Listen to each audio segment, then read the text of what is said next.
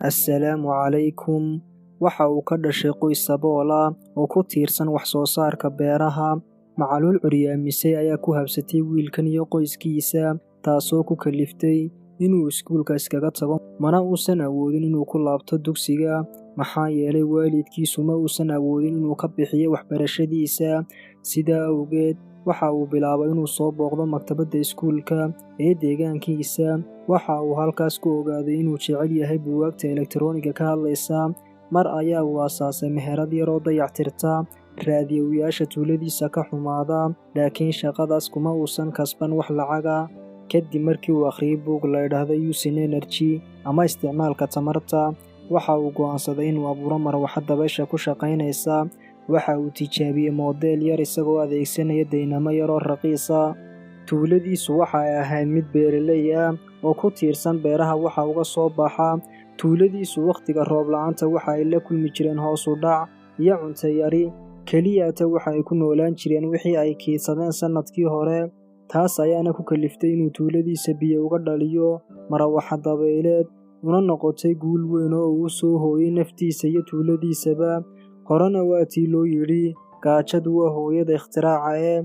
Qisadiisu waxa ay noqotay mid adduunka oo dhan wada gaadha.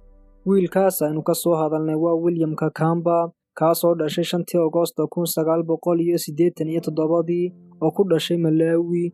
Waxa uu aasaasay marawaxaddan dabaysha ku shaqaynaysa 2001. William waxa uu keligii la dhashay 6 hablood, waana dareemi kartaa markii aad keligaa reerkiina aad u tahay wiil, shaqada iyo hawsha ku sugaysa. William Kakamba waxa uu mas'uuliyadda qoyskooda qaaday isagoo 14 jir ah. Weliba keliyaata mas'uuliyadda reerkooda ma uusan qaadine, xataa waxa uu qaaday mas'uuliyadda tuuladii uu ku noolaa oo dhan.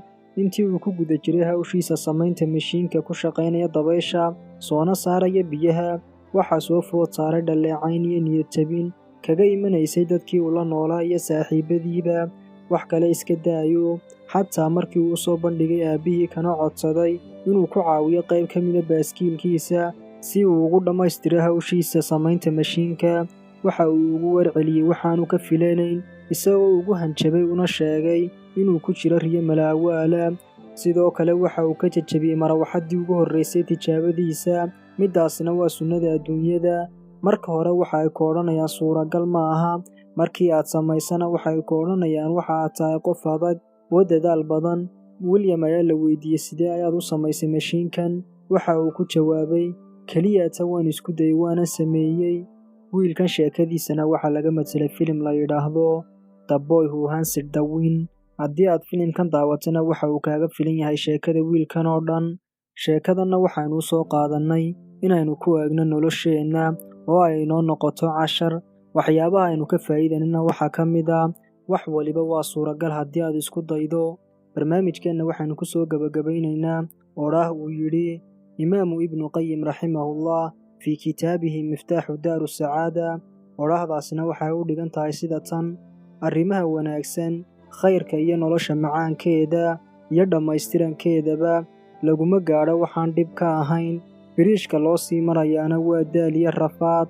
Farxadi uma sugna ninka aan han lahayn, macaanna ma helo ninka aan samir lahayn, nimcana ma helo ninka aan daalin. Wassalaamu calaykum.